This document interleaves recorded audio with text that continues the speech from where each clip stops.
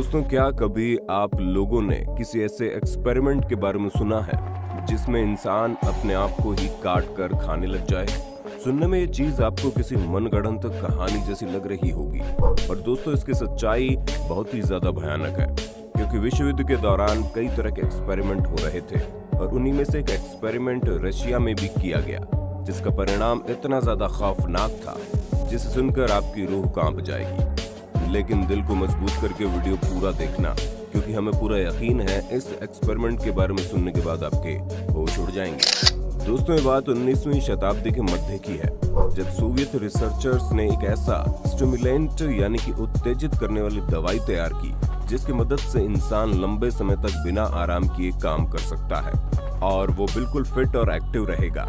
अगर ये दवाई सफल होती तो युद्ध के दौरान ये किसी संजीवनी बूटी से कम नहीं होती, क्योंकि सैनिक बिना थके लगातार दुश्मनों पर आक्रमण कर सकते थे। कहा जाता है कि दूसरे विश्व युद्ध के दौरान जर्मनी भी अपने सैनिकों को ऐसा ही स्टिमुलेंट दे रही थी, और बात यहाँ तक कही जा रही है कि उस समय अमेरिका और ब्रिटेन भी अपने सैनिकों की टुकड़ी को इसी तरह के सप्लीमेंट की मदद से एक्टिव रखने की कोशिश कर रहा था। ऐसे में भला रशिया कैसे पीछे रह सकता था? उसने भी अपने सैनिक बलों को और ज्यादा शक्तिशाली बनाने के लिए इसी तरह के स्टिमुलेंट को तैयार किया। दोस्तों, सोवियत ये चाहता था कि वो एक ऐसा स्टिमुलेंट तैयार करे जो सैनिकों को बिना सुलाए 3 दिनों तक लगातार जगाए रखे, और उन्होंने इस तरह का स्टिमुलेंट तैयार भी कर लिया। लेकिन इसे सैनिकों को देने से पहले इसका ह्यूमन टेस्ट करना बहुत जरूरी था। इसलिए दोस्तों, जब कोई चीज तैयार होती है तो उसका अलग अलग चरणों में टेस्ट होता है, और हमारी वैक्सीन वगैरह भी इसी प्रोसेस को पूरा करके हम इंसानों के पास पहुंचती है। लेकिन सोवियत के रिसर्चर्स के सामने सबसे बड़ी दुविधा ये थी कि वो टेस्ट के लिए किन का इस्तेमाल करेंगे, क्योंकि एक्सपेरिमेंट के खतरे के बारे में उन्हें अच्छे से पता था। फिर रिसर्चर्स के दिमाग में खतरनाक आइडिया आया और उन्होंने सोचा क्यों ना 1940 के दौरान युद्ध में पकड़े गए कैदियों पर यह एक्सपेरिमेंट किया जाए, क्योंकि उन्हें उनकी जान से कोई लेना देना नहीं था। इसी वजह से रिसर्चर्स कैदियों के पास गए और उन्हें लालच दिया कि जो कोई भी इस एक्सपेरिमेंट का हिस्सा बनेगा उसे एक्सपेरिमेंट पूरा होने के बाद छोड़ दिया जाएगा। इसी लालच में आकर 5 कैदी एक्सपेरिमेंट के लिए तैयार हो गए। दोस्तों, रिसर्चर्स ने इन सभी 5 कैदियों को पूरी तरह से बंद एक कमरे में 30 दिनों के लिए रखा। उस कमरे में माइक्रोफोन और कैमरे लगा दिए गए ताकि इन कैदियों की मूवमेंट और बातों को सुना और देखा जा सके।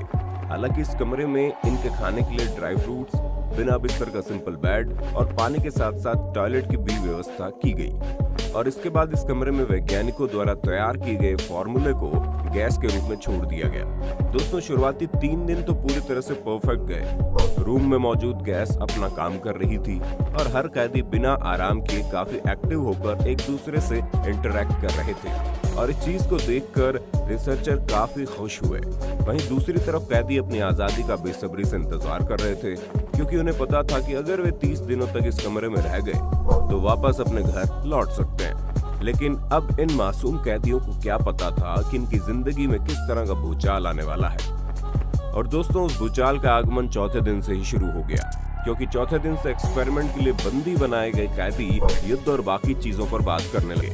यहाँ तक कि वो इमरजेंसी और भूतिया चीजों पर बात करके अपना पूरा दिन बिताने लगे। 5वें दिन हालात और ज्यादा बेकार हो गए और उन्हें कमरे में ऐसी चीजें दिखाई देने लगी जो असल में थी भी नहीं।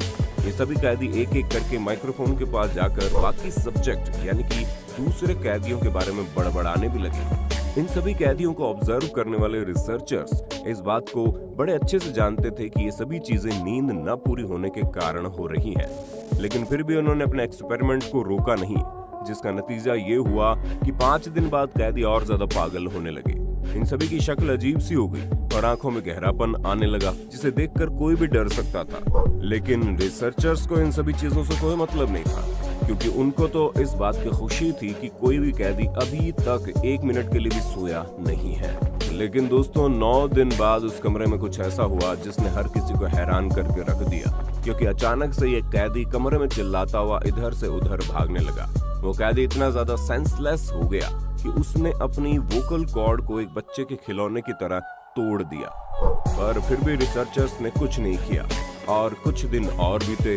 पूरे कमरे में भयानक शांति छा गई, जहां पिछले कुछ दिनों से कोई भी कैदी कमरे पर दिखाई नहीं दे रहा था।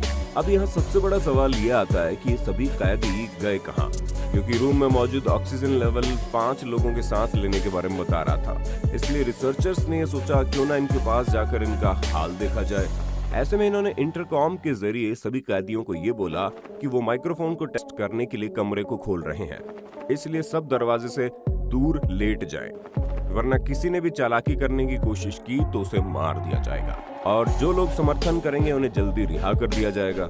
दोस्तों, रिसर्चर्स के इतना कहते ही कमरे से जो आवाज आई उसने हर किसी की बोलती बंद कर दी, क्योंकि इन 5 कैदियों में से एक कैदी ने माइक्रोफोन के पास आकर कहा कि अब हमें रिहा नहीं होना है। कैदी द्वारा इस बात को सुनकर रिसर्चर्स ये समझ नहीं पा रहे थे कि उनके इस बदलाव का कारण क्या है। वो सोचने लगे क्या ये कैदी उस गैस के आदी हो चुके थे जो उनके कमरे में छोड़ी जा रही थी, और इसी बात को कंफर्म करने के लिए रिसर्चर्स ने कमरे के अंदर जाने का फैसला किया। लेकिन कमरे में जाने से पहले उन्होंने उसमें अटैच 5 इंच के छेद को खोल दिया ताकि कमरे के अंदर मौजूद गैस को बाहर निकाला जा सके और कमरे में हवा आए। जैसे ही रूम के अंदर से गैस जा रही थी उतने में ही कैदियों के चिल्लाने की आवाज आई कि उन्हें वो गैस वापस दी जाए। इस चीज को सुनकर रिसर्चर्स ये समझ गए कि अब सही में कैदी उस गैस के एडिक्टेड हो रहे हैं, क्योंकि इस गैस ने कैदियों के दिमाग में काफी गहरा असर डाल दिया है। ऐसे में जब कमरे को पूरे 15 दिन बाद खोला गया तो नजारा सामने था। उसे देखकर रिसर्चर्स ने अपने दांतों तले उंगलियां दबा ली, क्योंकि रिसर्चर्स के सामने एक डेड बॉडी होती है जिसके शरीर के हिस्से किसी खुली किताब के पन्नों की तरह जमीन पर पड़े होते हैं। कुछ लोग अपनी ही बॉडी के पार्ट्स को खाते हुए दिखे। हालात इतने ज्यादा बिगड़ गए थे कि कमरे में मौजूद एक कैदी ने अपनी उंगली को ऐसे खाया था कि सिर्फ उसके अंदर का कंकाल ही मौजूद था और पूरा कमरा उनकी खतरनाक चीजों से भरा पड़ा था। जब रिसर्चर्स ने करीब जाकर देखा तो उन्हें हालात की गंभीरता का अंदाजा हुआ, क्योंकि सभी कैदियों को देखकर यही लग रहा था कि उन्होंने खुद अपने आप को नुकसान पहुंचाया हो। कमरे का नजारा हॉस्पिटल के पोस्टमार्टम रूम से कम नहीं था। कैदियों ने अपने आप को बहुत ही बुरी तरह से घायल किया हुआ था। कुछ ने तो अपने सीने के ऊपर की मसल्स तक को निकाल दिया, यहाँ तक कि उनके शरीर के आंतरिक हिस्सों को साफ साफ देखा जा सकता था। इन सभी को देखकर ये लग रहा था कि जैसे कैदियों ने अपने खुद की ही सर्जरी की हो, और ये सब कुछ करते वक्त इन कैदियों को जरा सा भी दर्द नहीं हो रहा। दोस्तों, कैदियों के इन हालात को देखकर सोल्जर्स को बुलाया गया ताकि इन्हें कमरे से बाहर निकाला जा सके, लेकिन इन्हें कमरे से बाहर निकालते वक्त 5 सोल्जर्स को अपनी जान गंवानी पड़ी। जैसे ही ये कैदी बाहर आए तो डॉक्टर ने इन्हें काफी मात्रा में मॉर्फिन इंजेक्ट किए ताकि ये लोग बेहोश होकर आराम कर सके। लेकिन तभी एक कैदी की बॉडी में अचानक खून निकलने लगा और वो वहीं पर मर गया। हालांकि खुशकिस्मती से बाकी के 3 कैदी मॉर्फिन के असर से आराम करने लगे। फिर उन्हें एक सिक्योर जगह पर रखा गया। इन सभी चीजों को देखकर रिसर्चर्स ये समझ गए कि उनमें कोई ना कोई गड़बड़ हुई है। फिलहाल सर्जन अपने काम पर लग गए थे और बाकी के 3 कैदियों की बॉडी में जितने भी घाव हुए थे उन्हें ठीक किया जा रहा था। अब जाहिर सी बात है, जब इतनी मेजर इंजरी हुई हो तो कैदियों को एनेस्थीसिया देकर उनका ऑपरेशन करना था, लेकिन जैसे ही कैदी को एनेस्थीसिया दिया गया वो भी तुरंत मर गया। ऐसा होने के बाद डॉक्टर्स ने एनेस्थीसिया का इस्तेमाल ही नहीं किया और बिना एनेस्थीसिया के ही इनके शरीर का ऑपरेशन करने लगे। और हद तो तब हो गई जब इतने भयानक ऑपरेशन के बावजूद ये दोनों कैदी दर्द से रोने की बजाय खुश हो रहे थे, यानी कि ये दर्द इन्हें मजा दे रहा था। लेकिन उतने में ही अचानक से एक और कैदी की मौत हो जाती है। दोस्तों, अब सिर्फ स्टडी रूम में 3 रिसर्चर्स, एक कमांडर और एक सब्जेक्ट के साथ साथ मरे हुए कैदियों की डेड बॉडी मौजूद थी।